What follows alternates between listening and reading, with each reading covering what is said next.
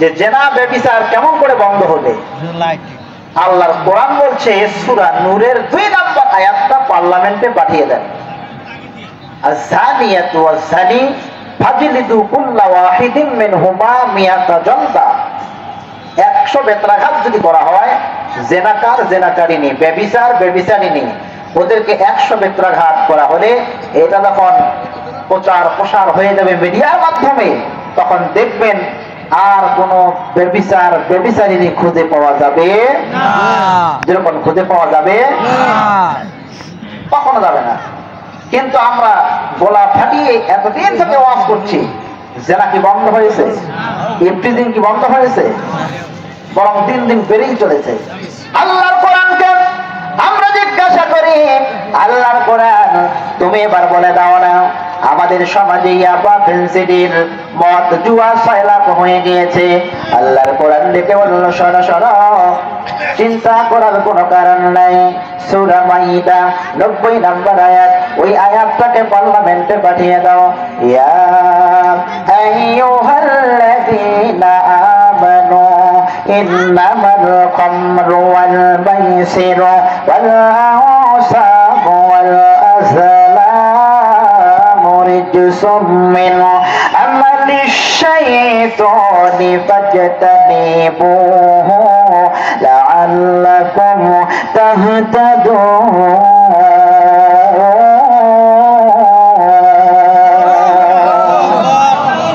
আরো এক জায়গায় বলেছেন লাআল্লাকুম তুফলিহুন। এই বান্দারা, নিশ্চয়ই তোমাদের জান্নাত। মদ জুয়া ফেন্সিডিল এই সমস্ত কার্যকলাপ ভালো লক্ষণ নয়, এগুলো হলো রিজসুম মিন আমালিশ শাইতান, শয়তানের পদাঙ্ক অনুসরণ। কথা কোন ঠিক কিনা?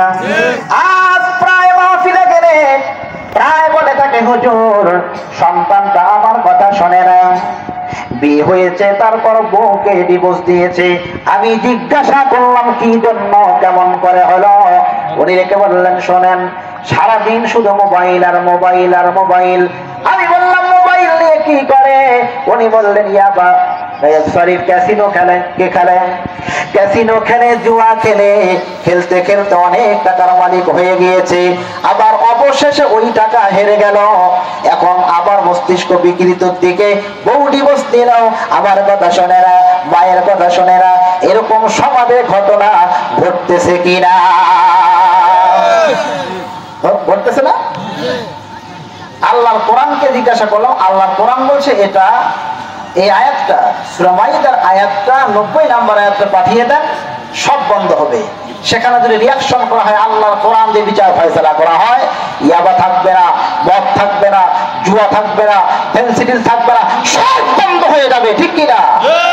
আল্লাহর কোরআন আমরা বাস্তব জীবন থেকে, আমরা পারিবারিক জীবন থেকে রাষ্ট্রীয় জীবন পর্যন্ত আল্লাহর কোরআনকে অনুসরণ না করার কারণে, দিন কায়েমের প্রচেষ্টা করার কারণে আজ জাতি নির্যাতিত নিপীড়িত, এই জাতি আজকে ধ্বংসে ধাবিত হয়ে যাচ্ছে। কথা বলেন ঠিক কিনা? আল্লাহর কোরআনকে আমরা জিজ্ঞাসা করি, হে আল্লাহর কোরআন তুমি এবার বলে দাও এই চুরি কেমন করে বন্ধ হবে? চুরি ডাকাতি রাহাজানি আছে না নাই? রাষ্ট্রীয় কোষাগার থেকে লুণ্ঠন করে অনেক টাকা আত্মসাৎ করে বাইরে নিয়ে যায়। আল্লাহর কোরআনকে জিজ্ঞাসা করা হলো, আল্লাহর কোরআন দেখে বলছে ওয়াসারিকু ওয়াসারিকাতু ফাকতাউ আইদিয়াহুমা জাযাআম বিমা কাসাবা নাকালাম মিনাল্লাহ।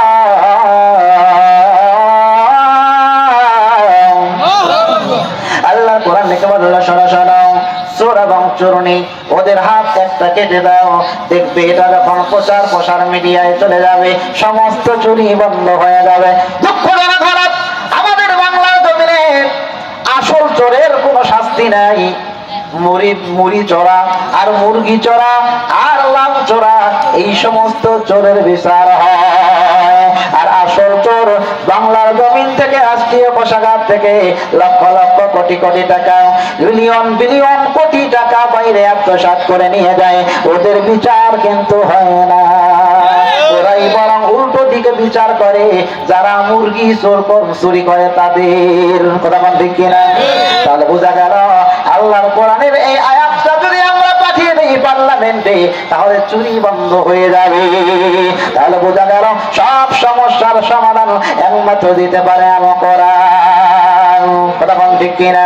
এই জন্য আসুন আজ থেকে ওয়াদা করতে হবে, প্রমিস করতে হবে, যতক্ষণ পর্যন্ত বেঁচে থাকবো একমাত্র শুধুমাত্র আল্লাহর জমিনে দিন কায়েমের জন্য চেষ্টা করা দরকার আছে না?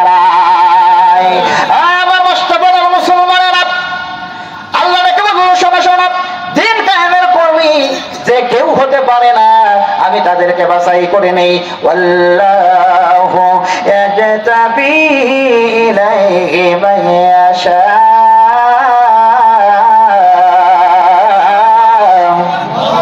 আল্লাহ যাকে চায় তাকেই দিনের কর্মী বানায়, আল্লাহ যাকে ইচ্ছা করে তাকেই হেদায়েত দিয়ে তার কাছে কোলে রহমতের কোলে তাকে পরিবেষ্টন করে নেয়। কথা কোন ঠিক কিনা? বুঝা গেল এই জমিনে টুপিওয়ালা টুপিওয়ালা পাঞ্জাবিওয়ালা লোকের অভাব নাই, একমাত্র আল্লাহর জমিনে দিন কায়েমের কর্মীর অভাব। তাহলে আপনাকে আমাকে ওয়াদা করতে হবে, প্রমিস করতে হবে, যতদিন পর্যন্ত বেঁচে থাকবো আল্লাহর জমিনে দিন কায়েম করার জন্য প্রচেষ্টা চালাবো। এই আশা ব্যক্ত রেখে আমি এখানে শেষ করছি। দুহাত তুলে দেখতে চাই কারা কারা দুহাত তুলে দেখার আল্লাহকে, আল্লাহ যাদেরকে কবুল করেন তাদেরকেই দিনের কর্মী বানায়া দিবেন। এখন আপনাদের মন মোতাবেক হাত তুলে দেন।